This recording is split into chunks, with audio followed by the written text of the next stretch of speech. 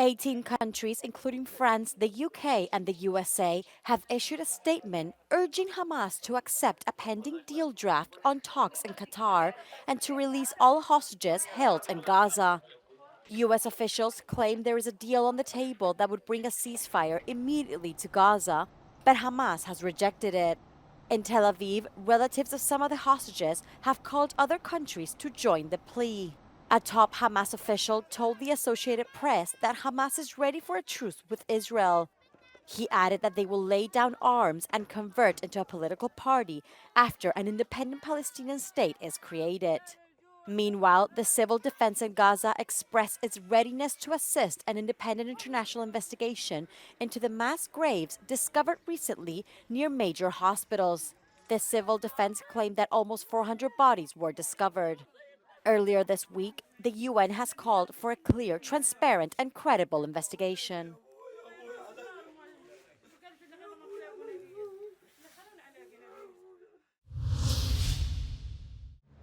Ukraine may use U.S. long-range missiles against Russian targets in occupied Crimea, according to sources in the Pentagon that spoke to the New York Times. The missiles will be used primarily against targets in occupied eastern regions, they said. Ukrainian President Volodymyr Zelensky thanked the U.S. for the aid package and said he discussed highly wanted Patriot systems with U.S. Congress leaders. Ukraine has been outgunned, allowing Russia to push forward on the front line. Ukraine has lacked air defense, enabling more Russian missiles and drones to hit their targets. And Ukraine has been short of deep precision strike capabilities, meaning Russia could concentrate more forces. But it is not too late for Ukraine to prevail, because more support is on the way. Lithuania is considering assisting Kyiv in returning exiled Ukrainian men of fighting age.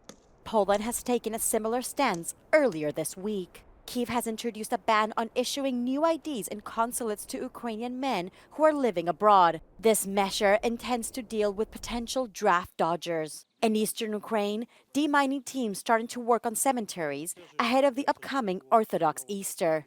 Traditionally, people clean up the graves after winter. Our Europe today is mortal, it could die. That was the stark warning issued by Emmanuel Macron in a speech at Sorbonne in Paris. 7 years ago, in the same place, the French president defended a sovereign Europe. Now, presenting his vision for the future of the Union, he's arguing for a powerful and geopolitical Europe to meet military and security challenges. À construire le cadre de sécurité commun. Le chemin est long, car nous avons, il faut être lucide, des décennies de sous-investissement dans nos propres productions. Et au fond, les dividendes de la paix ont fait que les Européens ont insuffisamment produit, investi. Ce qui a aussi créé une très forte dépendance à l'égard de l'industrie non européenne. Alors, face à cela, on doit produire plus vite, on doit produire davantage et on doit produire plus en européen. For Macron, if Europe wants to earn respect, it must also change the paradigm of its economic and trade ties. With more demanding social and environmental standards, it risks losing ground to the United States and China, which are pursuing more aggressive policies to defend their interests.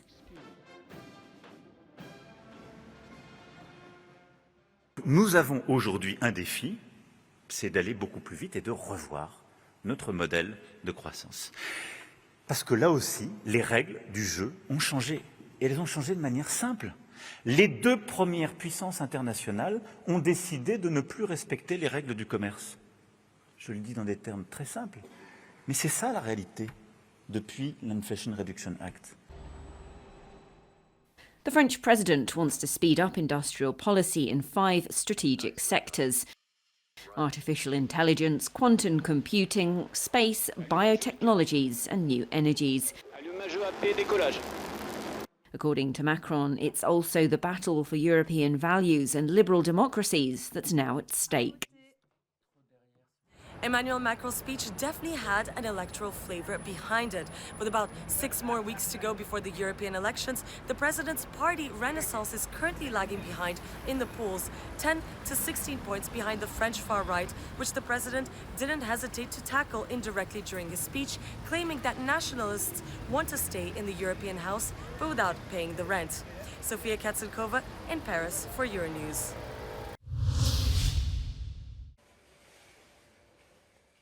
Catalans will be called to the polls on May 12 to choose the new composition of parliament.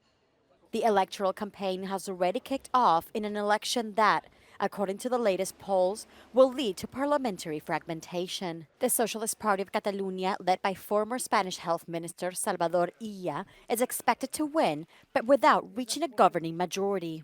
Socialists had already won the 2021 elections. As they didn't reach a majority, pro-independence Pere Aragonés from the Republican left of Catalonia led the government. The ERC is once again fighting for second place with Junts at a time when Carles Puigdemont is returning to the political scene. Polls predict a technical tie. It remains to be seen whether Prime Minister Pedro Sánchez resigns or not due to accusations of alleged corruption leveled at his wife, and what impact this will have on the vote. The Serbian president has apologized for calling Slovenians disgusting on the sidelines of a meeting at the UN. Alexander Vučić said he was referring to the country's politicians and not its people, and that it was a reaction to what he saw as anti-Serbian policies and statements. Slovenci bili odvratni misleći na sednicu Savjeta bezbednosti, to je bila tema i svakome je bilo jasno da se odnosi na pojedinca koji je govorio o tome i odnosi se na njihovu politiku, ali evo, ponovit ću, mene nije problem. Svakako da to nije rečnik koji bi trebalo koristiti, ali sam ljudski rekao šta mislim o njihovoj politici. Što se Slovenaca tiče, što su oni htjeli kažu da sam to rekao o Slovencima. Ne, o Slovencima kao narodu mislim sve najbolje. Imam mnogo prijatelja, imam porodicu, imam familiju u Sloveniji. Slovenia's foreign minister Tanja Fajon has summoned Serbian representatives to discuss Vučić's comment. Both countries were part of the former Yugoslavia and have had occasionally strained relations. Refugee reception and accommodation centres in Cyprus are full. Around 25,500 asylum seekers hope that authorities will grant them refugee status. In the last 2 months, dozens of boats have arrived at the island's coast. They come from Lebanon and mostly carry Syrians.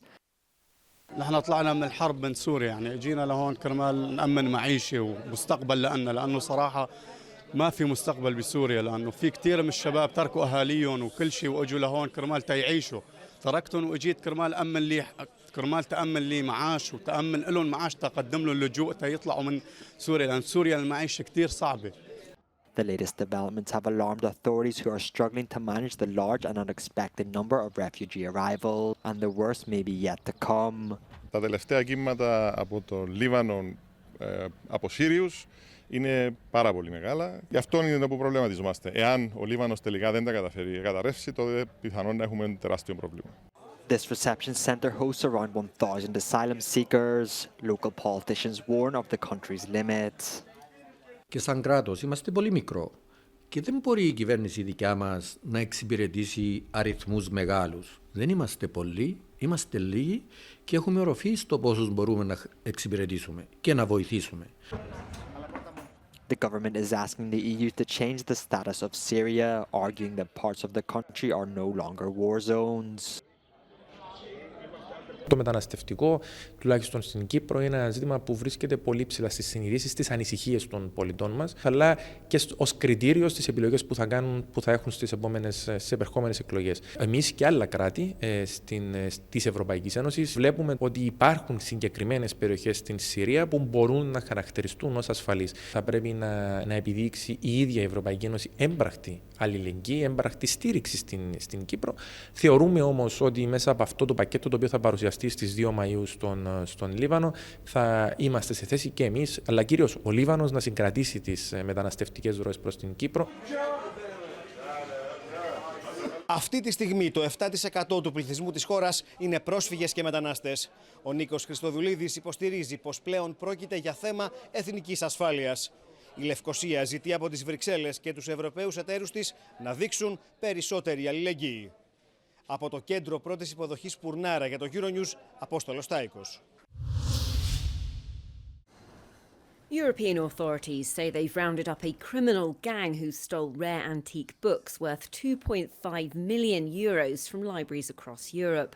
9 Georgian nationals were arrested by Interpol following an international investigation. One of the suspects arrested in Belgium and extradited to Lithuania is believed to have stolen from the Vilnius University Library. Na, tai tikėtina, kad tos vagystės toliau tęstųsi Europoje ir visur. Tai čia tikrai yra geras dalykas, nes tikrai reikšmingus ne tik Lietuvai, bet ir visai Europai kūrinius vogia ta organizuotų nusikaltėlių grupuotė. Some of the books were sold via auction houses in St. Petersburg and Moscow, making them irrecoverable. Thieves would request to check the books in person and later returned counterfeit versions to the libraries. More than 150 stolen books are recovered and their provenance is now being established. Workers of the Slovakian RTVS public broadcaster wore black on Thursday in defiance of the government replacing the company. The Slovak government has approved a proposal to abolish the public broadcaster and replace it with a new body. The move has prompted renewed fears for the independence of the media under Robert Fico's populist nationalist coalition. A new director will be chosen by a council whose members were appointed by the Robert Fico government.